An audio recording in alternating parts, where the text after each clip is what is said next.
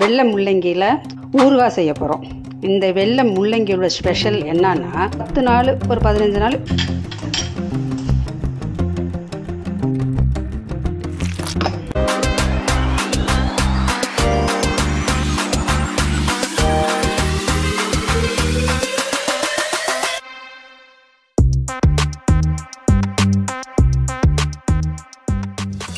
வெள்ளை முள்ளங்கியோட ஸ்பெஷல் என்னன்னா கொலஸ்ட்ராலை கம்மி பண்ணும், நல்ல கொலஸ்ட்ராலை உருவாக்கும், குளிர்ச்சி உடம்புக்கு. அதனால் இது நான் இன்றைக்கி எடுத்துருக்கிறேன்.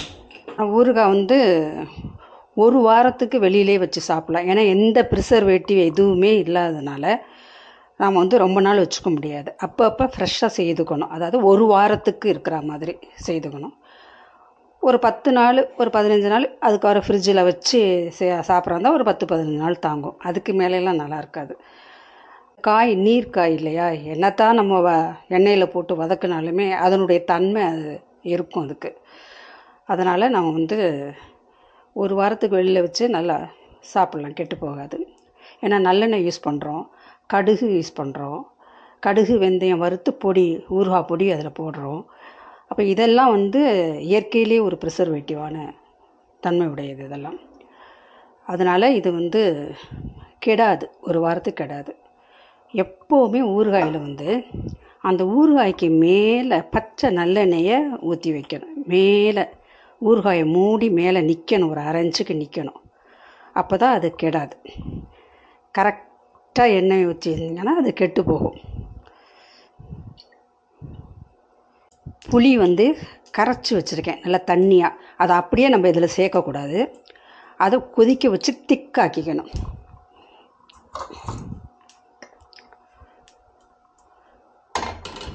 இந்த பாருங்கள், 1 கப் புளி தண்ணியாக கரைச்சிருக்கேன். ஏன்னா எப்படினாலுமே அதில் ஒரு சின்ன மண் இந்த ஓடு இருக்கும், எவ்வளோ பெரிய உயர் ரகத்தை வாங்கினாலும்.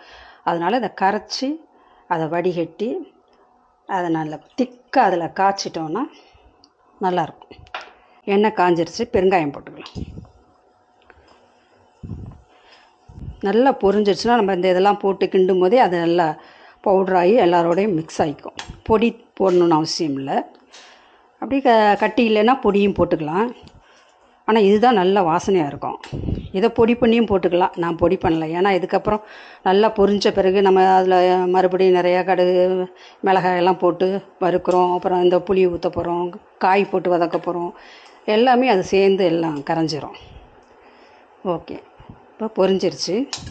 காஞ்ச மிளகாய் ஒரு 3 காஞ்ச மிளகாய் எடுத்து வச்சுருக்கேன், போடுங்க.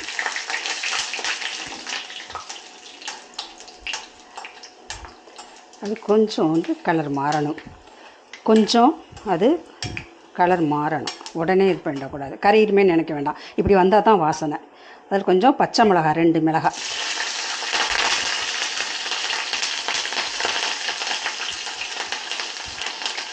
இது ஒரு வாசனைக்கு தான்.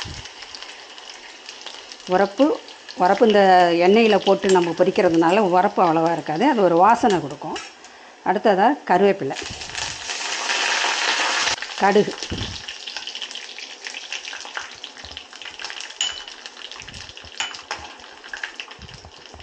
ரொம்ப தெரித்து வெளியே உழுகுன்றதுனால நான் இதெல்லாம் போட்ட பிறகு கடுகு போடுறேன். சின்ன சின்ன பீஸாக கட் பண்ண முள்ளங்கி,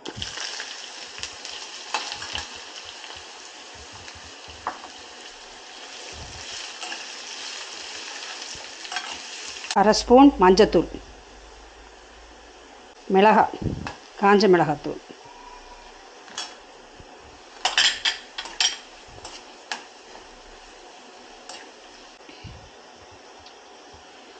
உப்பு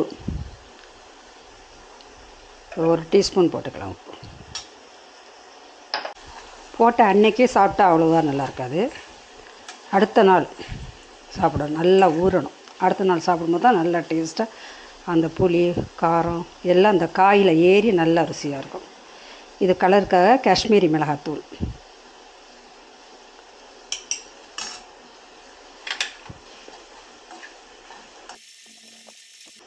புளி திக்காயிடுச்சு, எடுத்து இதில் ஊற்றிக்கலாம்.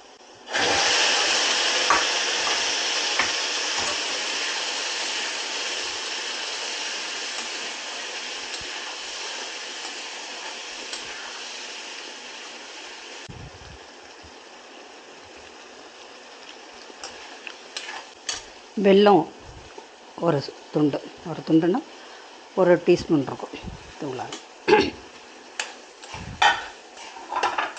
ஊறுகாத்தூள் இதில் வந்து அரை ஸ்பூன் வெந்தயம், 1 ஸ்பூன் கடுகு லேசாக வறுத்து பொடி பண்ணி போடணும். இந்த நான் செய்கிற குவான்டிட்டிக்கு அவ்வளோதான். நான் ஏற்கனவே செய்து வச்சுருக்கிறேன், அதனால் அதை நான் இப்போ 1 ஸ்பூன் கிட்ட போடுறேன். அது மேலே பச்சை நல்லெண்ணெய்